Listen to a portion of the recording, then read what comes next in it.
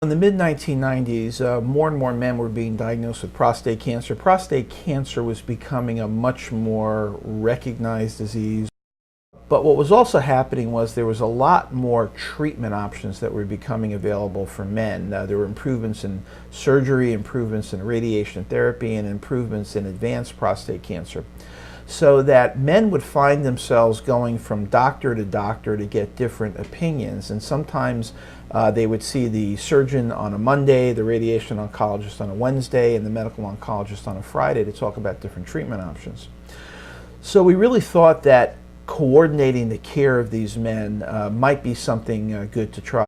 And we piloted this program for about a year where we did a multidisciplinary clinic where we're all at the same place at the same time, evaluating the patients, discussing the patients, and sharing information. And as opposed to the patient coming to the doctors in this setting come to the patient. The patient comes into the clinic, stays in one room, and all the different specialists and the ancillary personnel such as social workers, nutritional therapists, alternative and complementary specialists, clinical trials coordinators, all can come and see the patient. And it's actually a very convenient thing for the patient and their family to be seen this way. From an educational standpoint, not only for the family and the patient, but for our trainees, our fellows, our residents, and our students who may participate, they get to listen to the different presentations and the different discussions, so that there is initially resistance from the doctors from a time efficiency standpoint, but gradually they recognize the many benefits. I think to me a true multidisciplinary center is where the doctors are at the same place at the same time evaluating the patient. So exactly what people call multidisciplinary care and multidisciplinary clinics is subject to a little bit of interpretation. So there are a lot of places that say they do multidisciplinary clinics, but there's only really a handful of places around the United States that actually have all the doctors there in the same place at the same time interacting with the patient. Ours was really the first one to show that there is a survival benefit for patients with high-risk prostate cancer, and I think that's caused a lot of people to go back and look at how they approach patients with high-risk prostate cancer.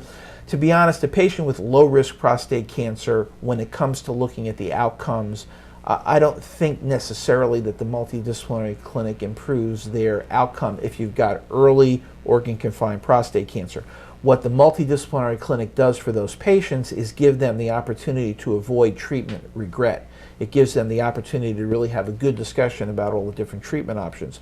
But where the multidisciplinary clinic center really shines is where you deal with the patients with the aggressive high-risk prostate cancer, those with T3 and T4 disease, where we were actually the first center in the United States to publish data to show that when you treat patients in this setting, that their survival data far exceeds that of national standards.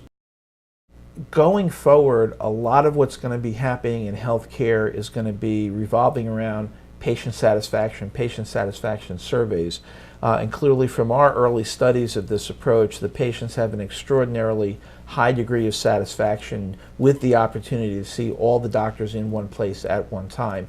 So this issue of making patient-centric care a priority in order to not only improve outcomes, but to improve the satisfaction of patients with their interactions with the healthcare system is going to become increasingly important. So I think that this is one of the areas that really needs a little bit more attention in developing these multidisciplinary centers, not only in prostate and GU malignancies, but in other cancers as well.